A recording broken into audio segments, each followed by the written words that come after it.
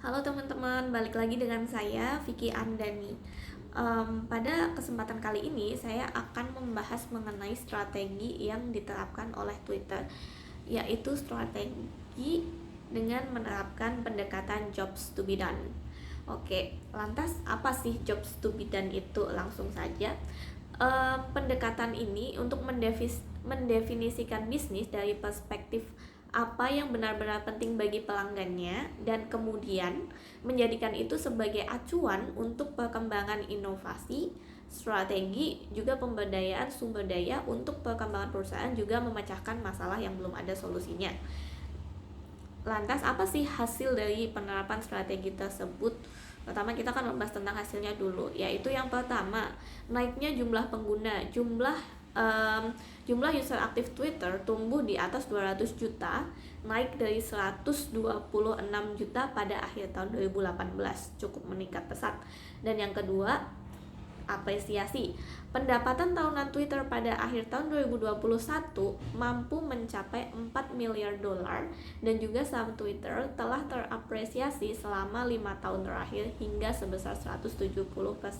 Sangat luar biasa kan? Nah, cara perusahaan mendefinisikan bisnisnya itu gimana sih kalau dari situ? Nah, perusahaan itu mendefinisikan bisnisnya dengan cara menjawab pertanyaan-pertanyaan seperti pertanyaan yang akan saya sampaikan, yaitu ada 6 pertanyaan untuk kurang lebihnya sebagai gambaran. Yang pertama, pelanggan apa yang dilayani? Yang kedua, bagaimana melayani pelanggan? Yang ketiga, siapa pesaingnya? Yang keempat, kekuatan eksternal apa yang relevan? Yang kelima, strategi apa yang dipikirkan dan dijalankan? Yang keenam, bagaimana itu berinovasi? Nah, balik lagi, lantas gimana sih cara Twitter menerapkan pendekatan jobs to be done-nya? Yaitu yang pertama, memahami set lengkap pekerjaan yang sudah ada di Twitter. Di sini berarti mengamati dan mengumpulkan info yang berkaitan dengan pelanggan atau user dan mereka yang terlibat dengan Twitter, untuk kemudian dikembangkan dan dipertimbangkan menjadi prioritas. Yang kedua, memprioritaskan pekerjaan yang ingin menjadi fokus Twitter.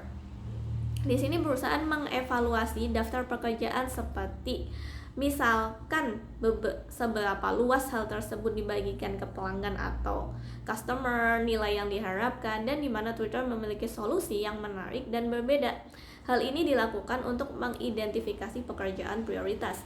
Yang ketiga, mengkomunikasikan hasil dan menggunakannya untuk mengalokasikan sumber daya. Pekerjaan prioritas kemudian dikomunikasikan ke seluruh perusahaan. Selain itu, mereka juga menyediakan mekanisme yang kuat untuk memfokuskan bagaimana sumber daya dialokasikan.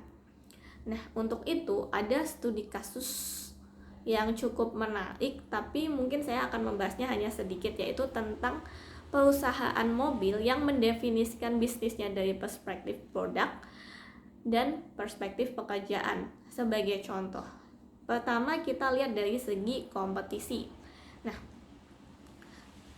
perusahaan mobil yang fokus pada produk, mereka akan lebih fokus pada pembuatan mobil karena mereka merasa mereka ada di bisnis mobil.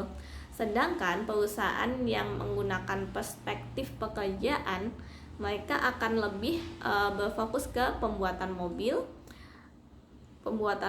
kendaraan panggilan, contoh Uber, Lyft, sewa mobil, dan sebagainya seperti layanan di rumah dan sebagainya, karena mereka berpikir kami berada di bisnis mobilitas personal. Oke, kalau dilihat dari segi bagaimana cara bersaing untuk perusahaan yang berfokus ke produk, mereka akan lebih ke dengan membuat mobil dengan performa yang lebih tinggi dan lebih banyak fitur.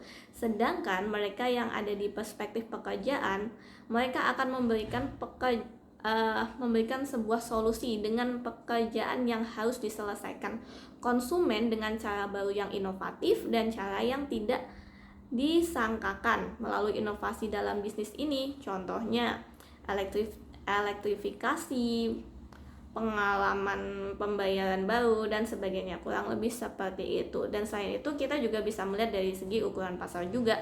Nah, Ukuran pasar untuk perusahaan yang fokus pada produk, mereka akan lebih diukur secara penjualan kendaraan, baik itu mobil, truk, dan lain sebagainya. Sedangkan yang berfokus pada perspektif pekerjaan, mereka akan mengukur di tingkat penjualan mobil ditambah pasar mobilitas terkait, contohnya taksi online, e-bikers, entertainment, atau apapun yang ada di dalam mobil. Nah, lantas apa sih manfaat utama dari pendekatan jobs to be done itu?